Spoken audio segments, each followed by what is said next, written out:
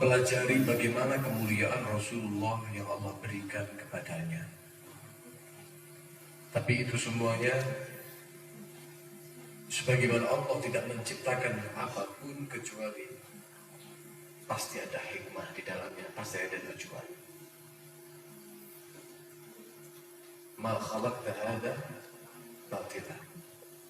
Tidak ada yang tidak diinginkan oleh Allah. Dari penciptaan Rasulullah dan kesempurnaan yang Allah berikan kepadanya,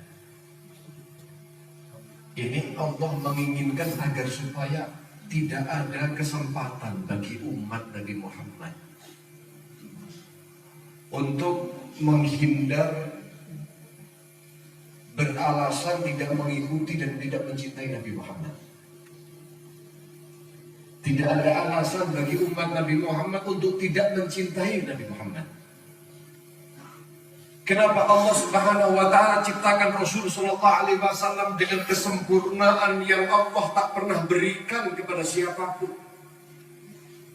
Kesempurnaan yang Allah telah puji, akhlak yang Allah telah puji, wa innaka la'ala khuluqin azim, dengan akhlak yang agung Allah pujinya. Tidak cukup Allah memberikan pujian itu dengan akhlak yang mulia, tidak, tapi akhlak yang agung yang menunjukkan tidak pernah Allah memberikan akhlak itu yang lebih mulia daripada akhlak yang diberikan kepada Nabi Muhammad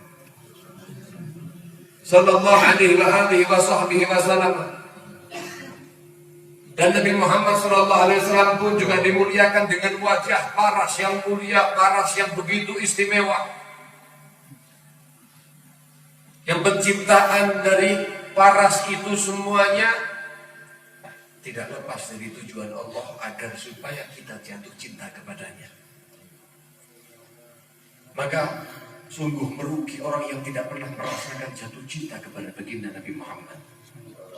Mudah-mudahan kita semuanya selalu dalam hati kita ada kecenderungan kecintaan kepada Nabi Muhammad sallallahu alaihi wasallam. Dan tidak hanya diayah, tidak hanya pengakuan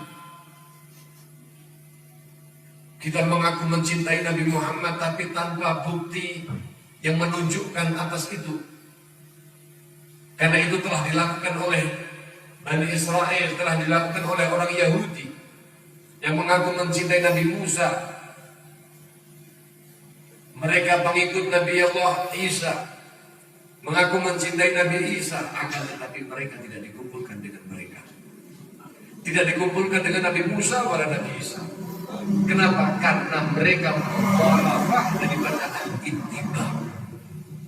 Makanya para ulama mengatakan bahwa syartul mahabbah al-ittiba, mutaba'ah, mengikuti Nabi Muhammad.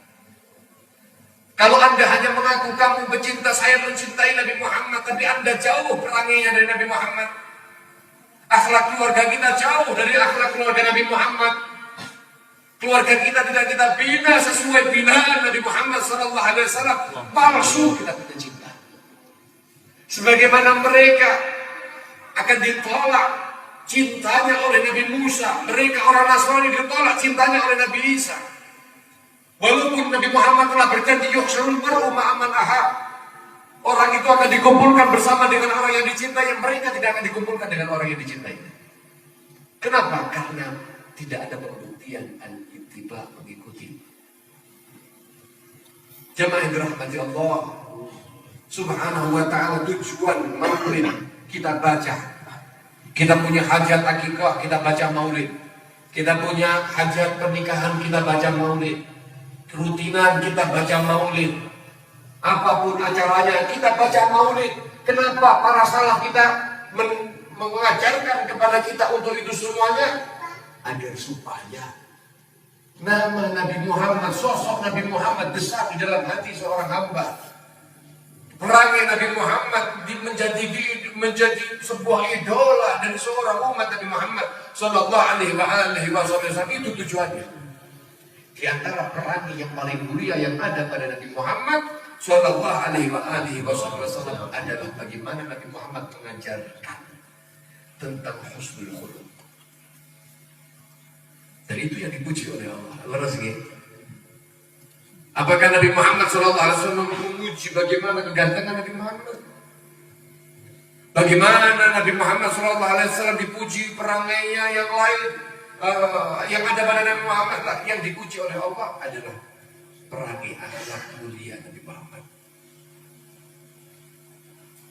Ini menunjukkan jemaah para sahabat.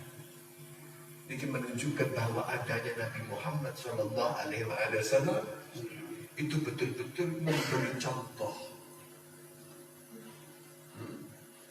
Laqad kana lakum fi Rasulillahi uswatun hasanah. Ada uswah.